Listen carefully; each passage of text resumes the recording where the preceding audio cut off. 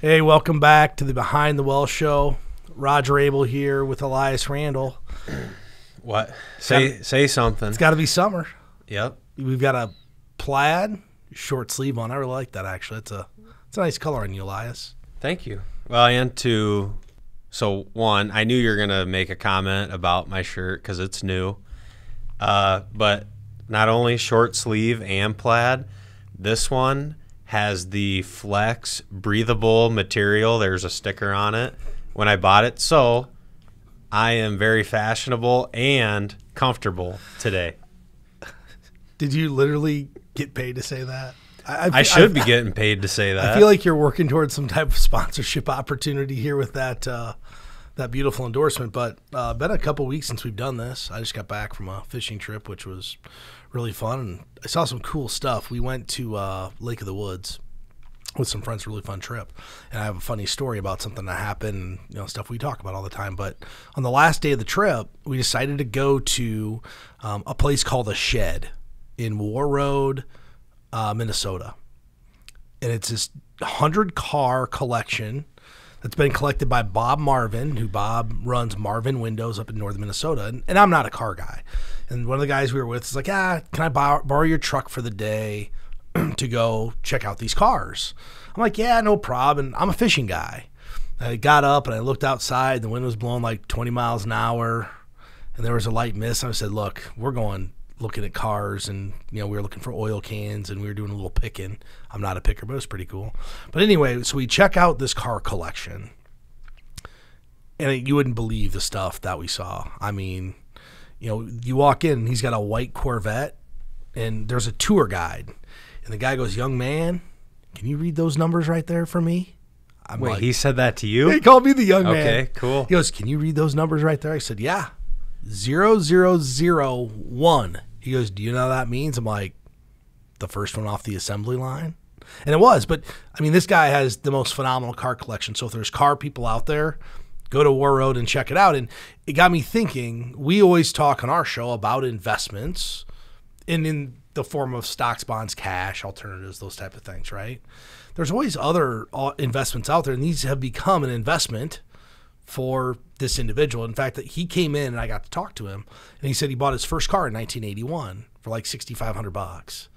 Well, that car's probably worth like 80 or 90,000 today. So sometimes it's kind of fun to learn about other investments that people are making that aren't necessarily, what we think are mainstream today.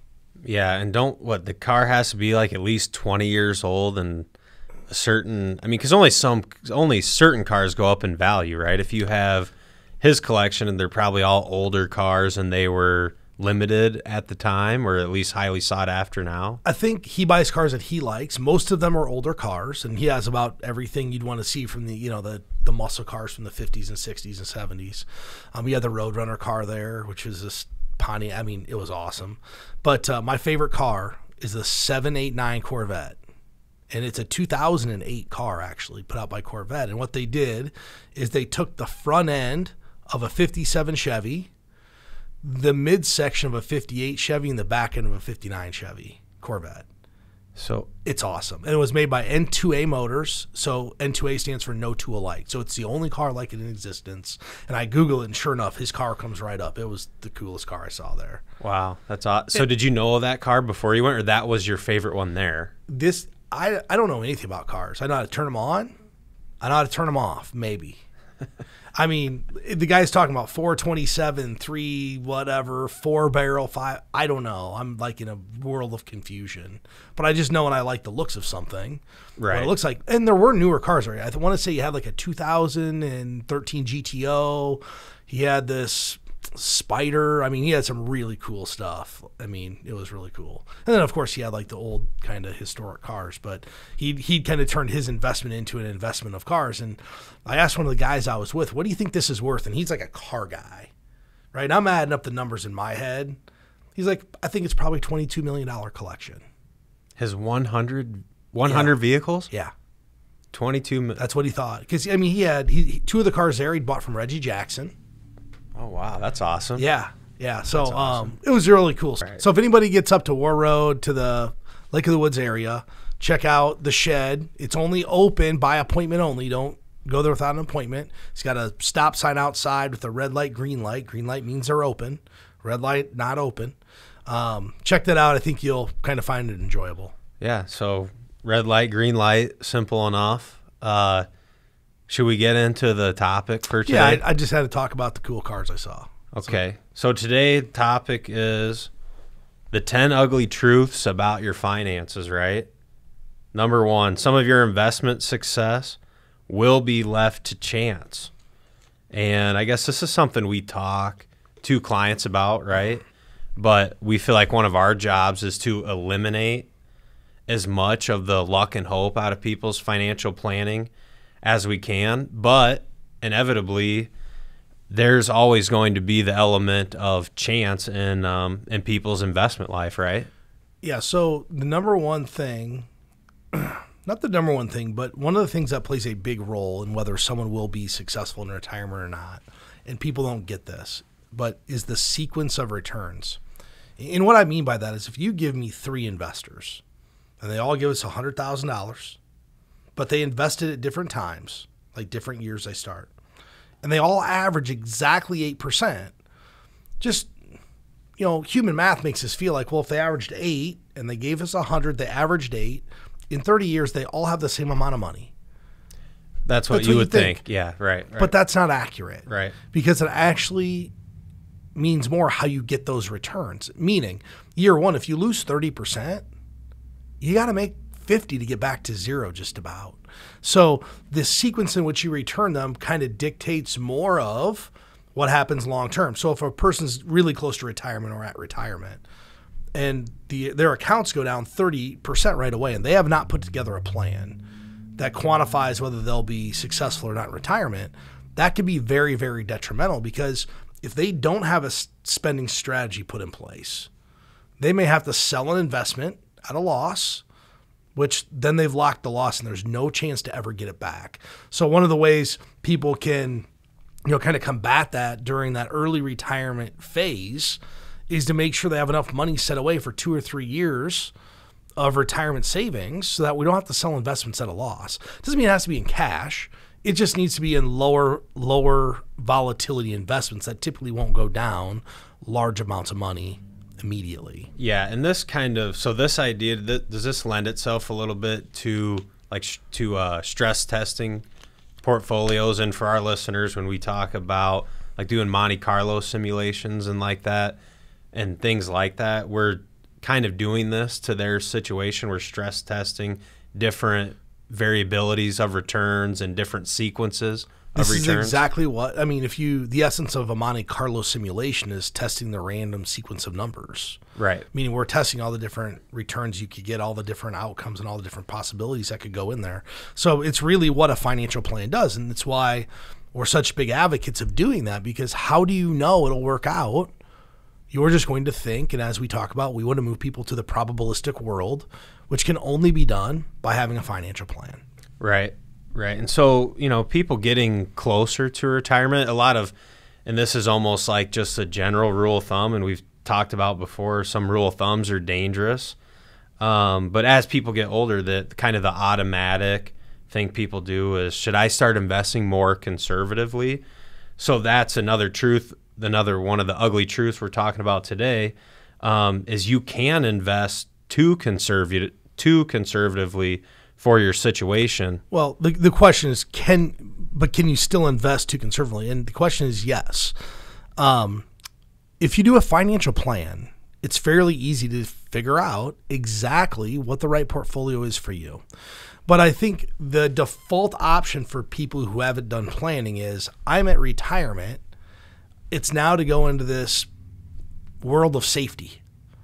But I want people to think about, if you retire at 62 or 65, you might be in retirement almost as long as you worked.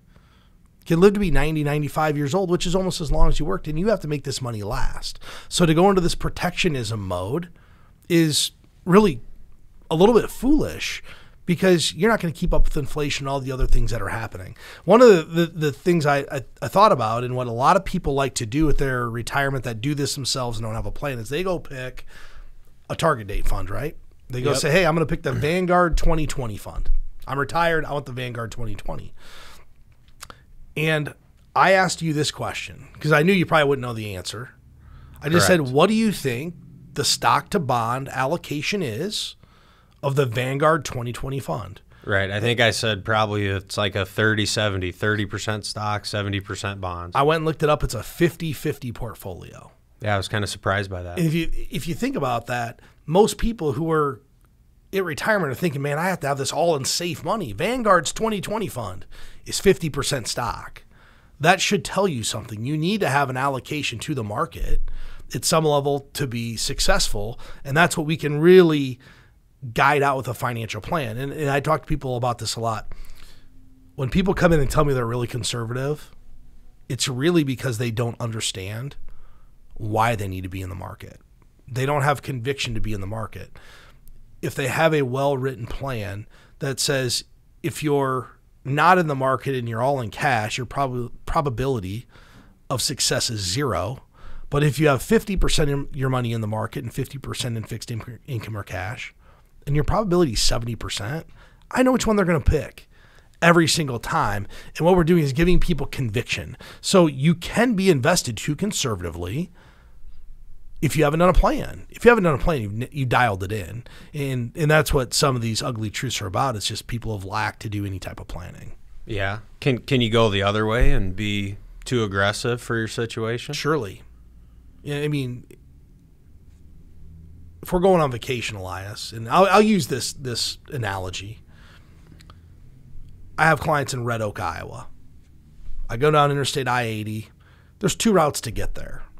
The route you're supposed to take is a hard surface road all the way to Red Oak. Well, one day I missed it. And I just took the next exit. I'm like, well, I just go south. Get me where I'm going. Brand new truck. I rode gravel for 26 miles. Got me to where I went. But which road was more enjoyable? Which one had less perils? Right. I got to the same place with way less risk. So it's the same way in investing. You might be able to be more aggressive, but if you don't have to take that risk, why should you? One of the things the financial plan will do, it might tell you, hey, you're putting your retirement at risk by having it all in the stock market. I don't know. It just depends on each individual situation. Yeah. Yeah. And so that kind of leads into our number 3 topic here. And it's you're probably not saving enough. I think this is a pretty relevant topic for now. And we probably have some younger listeners. And with, to me, your savings rate, that's what falls into what we talk about, the sphere of control. That's something you can control. And, now and actually this weekend, we had people over to hang out at our pool, and someone asked me about meme stock trading. And I just said, that's not what we do for people. That's not how I help people. And he's like, well, I mean, how come you're not doing it? I said, I'm not a trader. I'm an investor. So that's not really for me. But I think some of these things, to me, it's like, okay, meme stock trading is probably irrelevant to your long-term success. Maybe like some advice from TikTok or whatever, people promising you can get all these returns. But what will be relevant to people's success is saving saving the right amount of money, because you can control that, and then also control what you do with the money, right? Buy a good diversified portfolio. Yeah, not saving enough is the number one problem, right? 64% of Americans, I have the statistic, have less than $10,000 saved for retirement. I was really shocked by that. That seems pretty high, but it's probably true. Never forget this. My father-in-law one time, he's in the insurance business, said, hey, Roger, I got you a meeting with these people. I need you to go meet with them. They have a beautiful house, new cars. They got all kinds of money. And they're retired. I went with them, and they had $75,000 saved. And they had a pension, some other stuff, but people in today's society are so concerned with just keeping up that savings is on the back burner. They're just trying to make their primary payments. More than half of millennials have 0 saved for retirement. 0. Which is hard to think, because that means they don't have an employer, or their 401k, they've taken money out or cashed it out when they left the jobs, or all those different things. And 30.7% of people over age 55 have savings under $50,000. I mean, it's going to be this huge stress on the Social Security system, which, if people aren't aware, that's changing. I mean, it's not if, it's when, right? Because it's set into law that they're going to cut your benefits by 20%. It's law. It's going to happen unless something is done to rectify that situation. I believe it's 2028 is the date now. So you combine that with people having no money, all of a sudden people are going to have to live on less. And one of the reasons setting up a very good savings rate early, which 10 to 15% of your income is what you should be doing, is the power of compounding. How many times have we had a parent say, hey, what if I got my 22-year-old child to start putting in $100 a month or $200 a month? What would that turn into? And we clearly don't know exactly what it would be. But we can go back and say, had they been in the S&P 500 for the last 30 years, this is what it would grow to. Is that accurate? No, it's not what it's going to grow to, because we don't know what the returns of the market are going to be. But if it's similar, it could be a number in the ballpark, right? Right. So our recommendation is always pay yourself first. And I've actually written a guide. It's called the Financial Freedom Guide. It's on the website, kind of how our steps go and to get to financial freedom. But step one is pay yourself first. We did a show, and maybe Molly can put down in the links somewhere in this video to the Latte Factor, because that's what that show is all about. There's a book called The Latte Factor by David Bach, and it's all about paying yourself first and the power of letting that money compound over 20, 30, and 40 years. The challenging with saving money, there's no reward early on. No, there's not. There's Very no little. reward for a long time. And think even the person putting $1,000 a month away, they put $1,000 a month away for a year. They have 12,000 saved. They make 10%, and now it's worth like 12,800. Woo. Like, I made $800, but I had to put 12 in to get it. It doesn't get exciting until there's 500,000, $1 million, and all of a sudden you're like, wait a minute, I had $1 million in there, and now it's 120,000. Then it's exciting, but it takes a lot of years, 20, 30 years to get to that point. So there's no satisfaction, but most people aren't saving enough for retirement. Yeah, and so then when you start, I guess when you get started saving and then you are saving enough, now you have to decide, okay, am I going to save this money into pre-tax dollars or Roth dollars? And Roth, it goes in after tax, grows tax-free. So that's another one of the truths we're talking about today is, so you might regret skipping your Roth contribution. And this is a conversation we have a lot, and typically I almost always think that the benefits of the tax-free growth, especially if you're younger, outweigh the tax deduction that you get in the short term. And obviously that's different in everyone's specific situation. Here's what I like about it. I know that money's tax-free after it's in the account. Just keep it simple and build it strong from there. I refer to that as the known tax code. There's only one tax code in America, one known tax code, and that's the Roth account. It's zero. It's not going up. Could it go away? Maybe, but it's zero for now. The Roth really benefits the young people and generational wealth type strategies for older people. We have this conversation with people a lot, and I get it. Nobody wants to pay taxes, but I want everybody to be real for a minute on how much you're really paying, because I know, because I've seen the returns I look at tax returns all the time. If you're a married couple making $160,000 a year with 2 kids, your effective tax rate's like 10%. You're paying like $10,000 or $15,000 in taxes. You understand if you tax defer $19,000 in a 401k, you do a tax deferred $19,000, you're 30 years old, what that's going to grow to in 30 years, and now you're going to pay tax on that amount? And oh, by the way, guess what tax code that is? The completely unknown tax code. What if tax rates go back to the 40s and 50s, where the highest top marginal tax rate is 92%? You going to feel good about tax deferring those dollars, or did you want to suck it up and pay an effective rate of about 10%? Yeah. Most people want to complain about taxes. Most people are paying very little. Very little. Yeah, most people are paying very little. Well, and that's kind of this one almost addresses, it's not necessarily a myth, but there's another kind of rule of thumb in our industry that you want to defer your taxes for as long as possible because you'll be making less money in retirement. And I think that's a talking point we have a lot, where most people keep the same lifestyle or even try and give themselves a raise in retirement. There's not many people who retire and then say, well, I'm going to be totally okay living on 60% of my working income. Because at that point, you've established a lifestyle you like, so why wouldn't you want to keep that lifestyle? Well, yeah, why wouldn't you strive to live better in retirement than when you worked? I mean, isn't that the American dream? Like, live a good retirement, not just a Social Security retirement? Well, it's probably part of it, part of the dream, right? So anyway, number 5 here, you probably aren't considering future health and long-term care costs.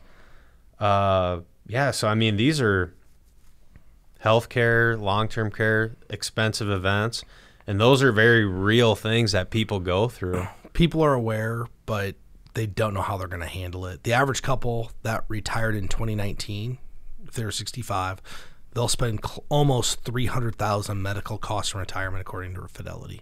Actually, $285,000. Think about that. So if you had $1 million saved, 25% is going to medical costs in some fashion, between premiums, care, deductibles, that kind of stuff. $285,000. 70% of people over age 65 will need long-term care at some point in their lives. That's a pretty staggering number, and there's really That's a lot. And you think about it, there's a couple ways to deal with long-term care, and we talk about this in our office. There's really 4 ways to deal with it. One, you can do what the vast majority of people do.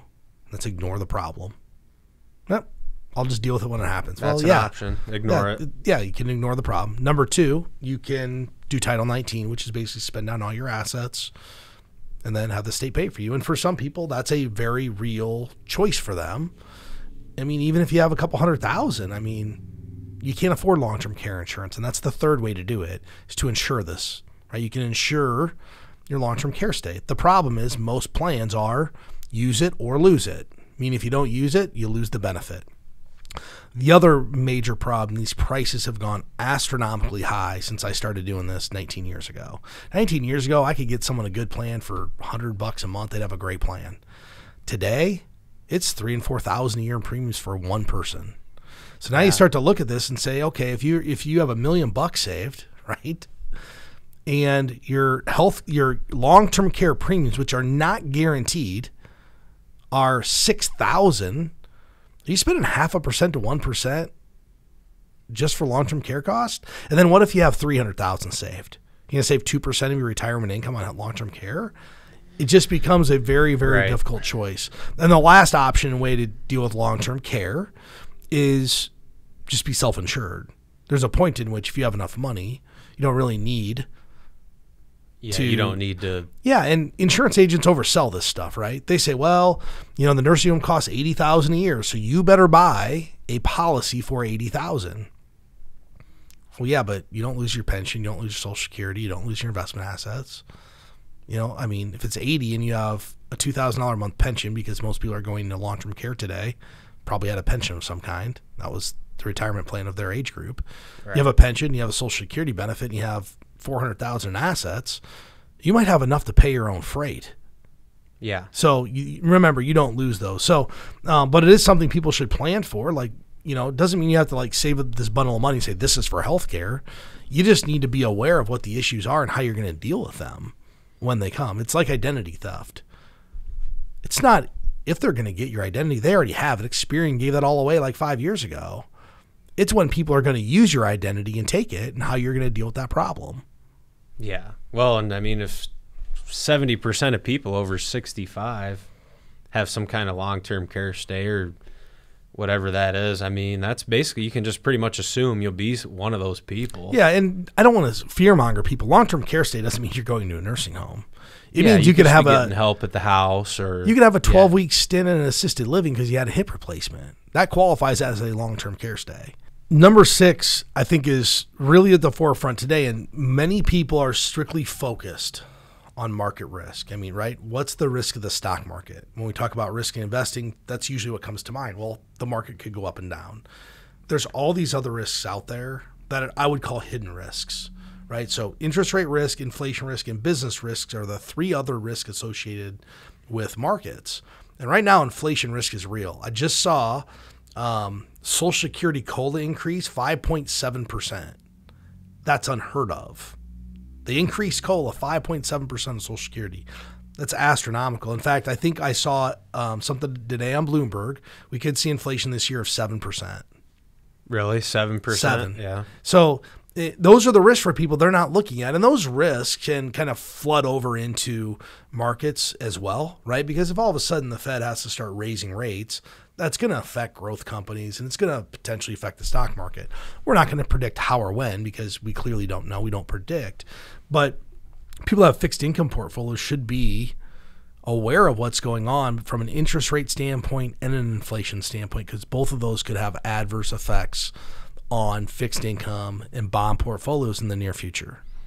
Yeah, and there's really, I guess we talked about on a recent show, there's kind of, regarding inflation risk, there's kind of three camps right now, right? There's people calling for this long-term hyperinflation, people saying this is going to be transitory, meaning it's just going to be short-term inflation that we experienced because of the pandemic last year.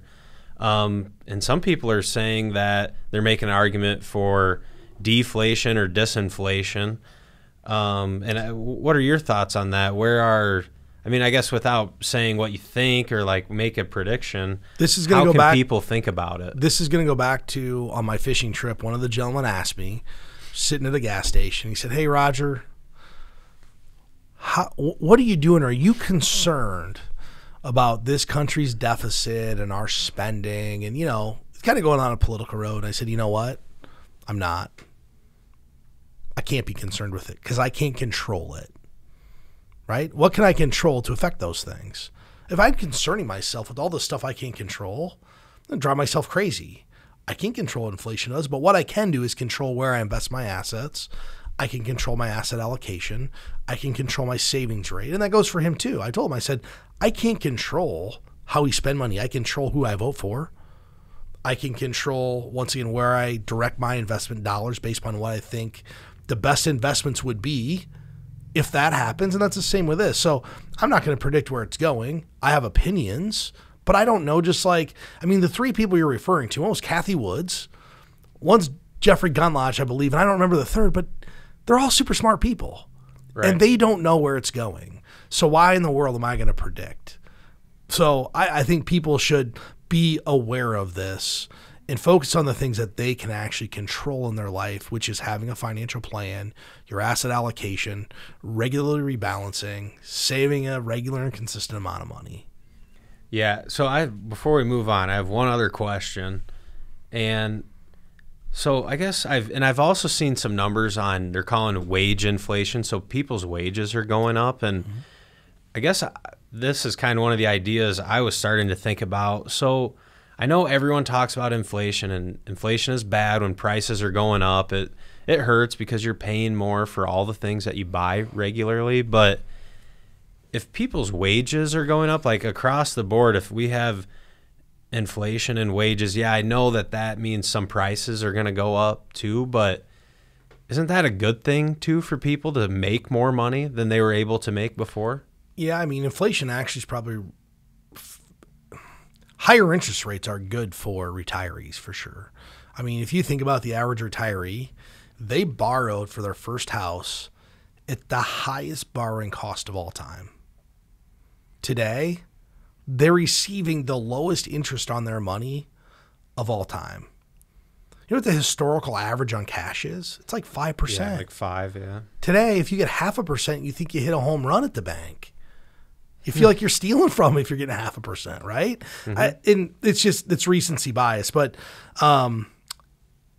inflation may or may not be a good thing. I think for people who are retired, higher interest rates are probably a good thing. There will be some short-term pain to get there.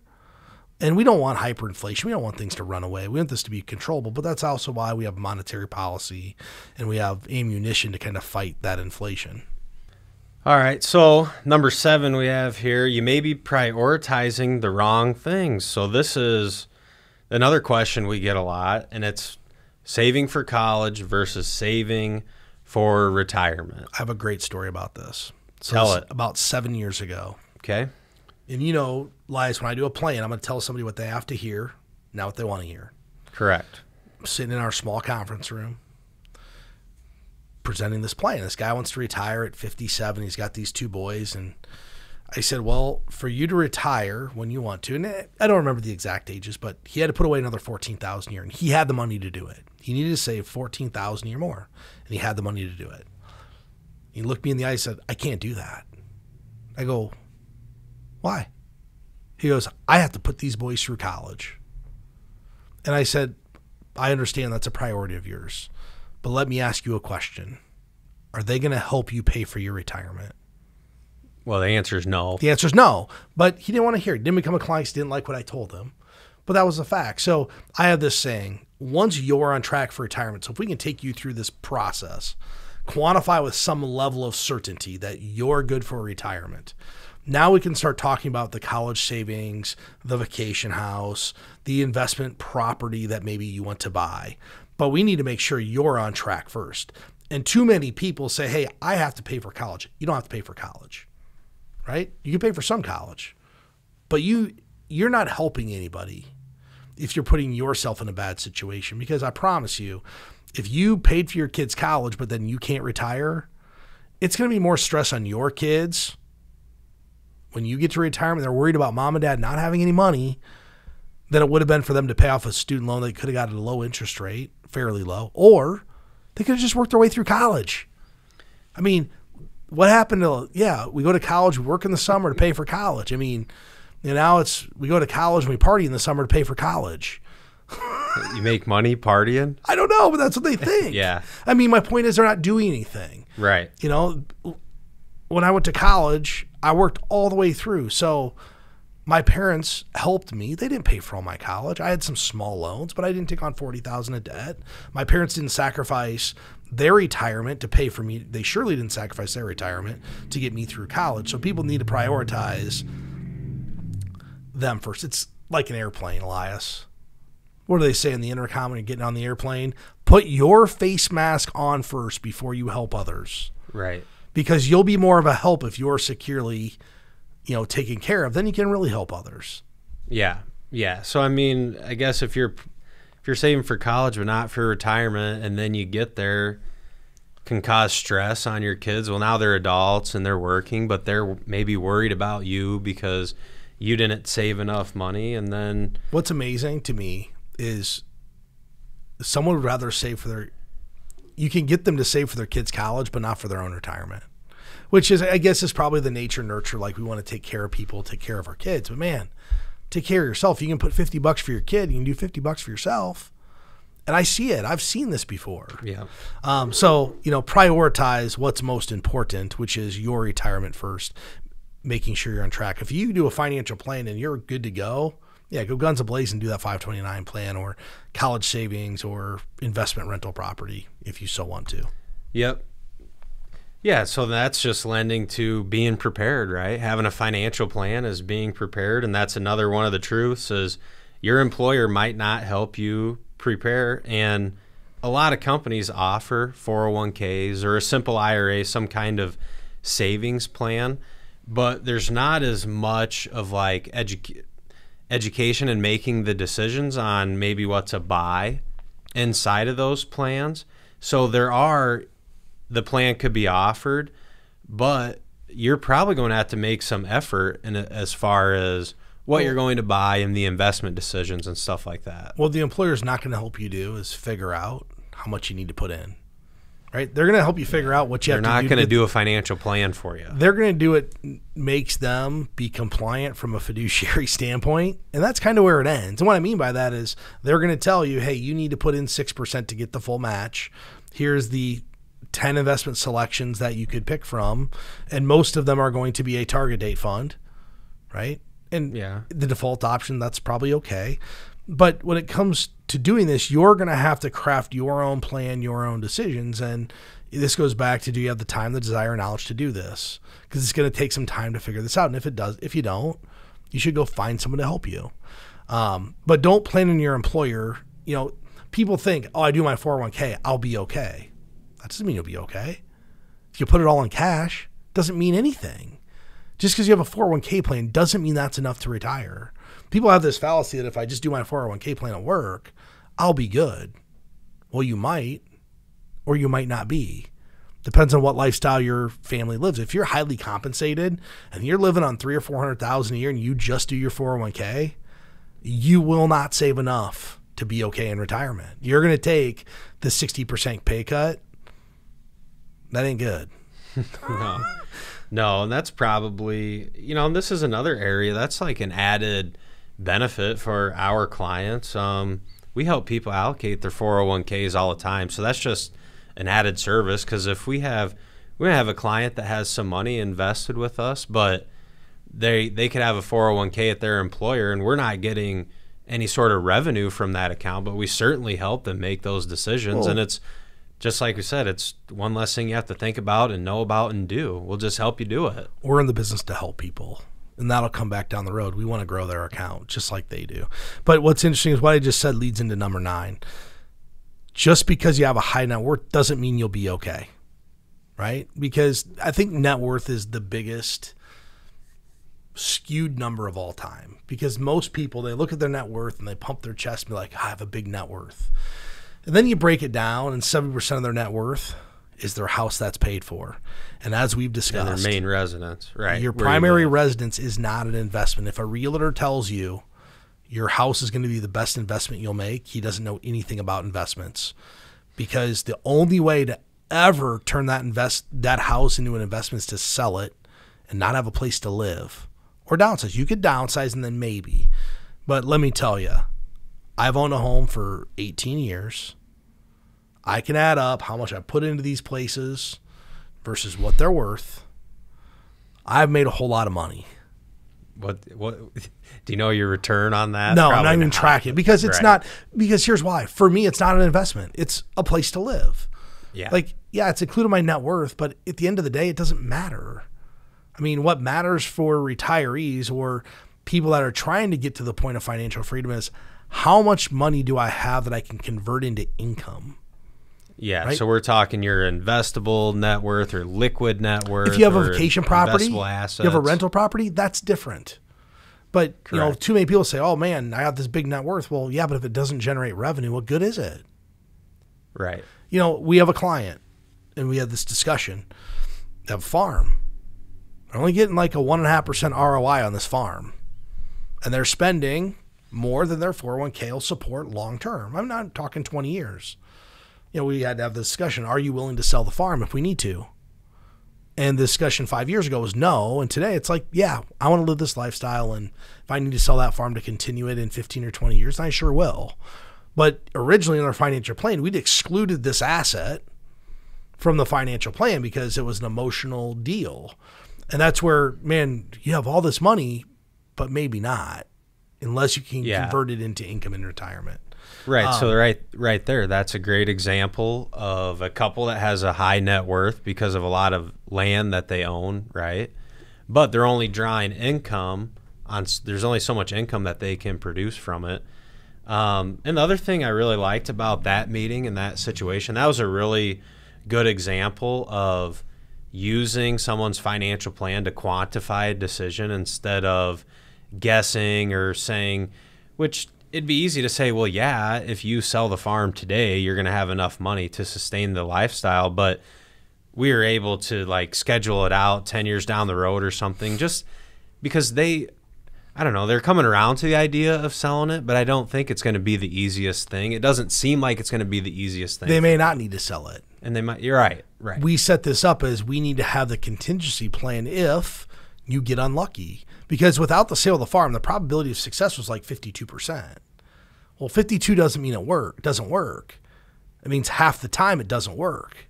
Right. So if we get unlucky, which is what we try to prevent, we needed to have plan B. And by bringing in the sale of that farm, brought the probability to 99%. It was no big deal.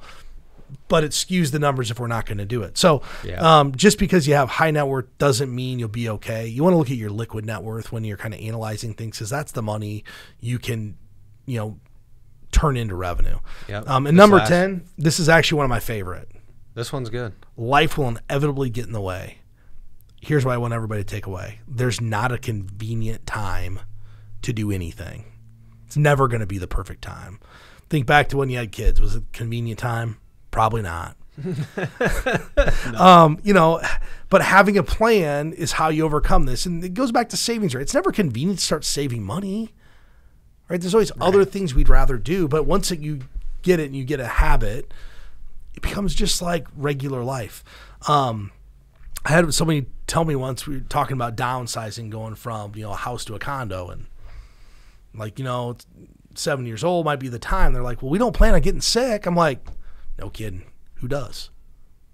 Well, yeah, no one was. No one was planning on getting sick in 2019 either. And then we had, but that was their global pandemic. They said that to me. They're like, well, we don't plan on getting sick. I'm like, yeah.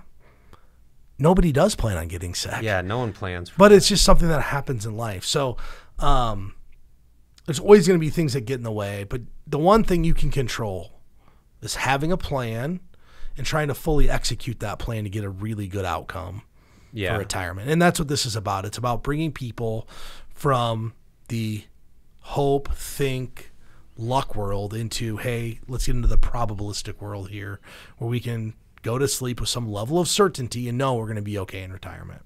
Yeah, and I want to share, this reminds me of a story, a conversation I had the other day. And this was a conversation with a 25-year-old.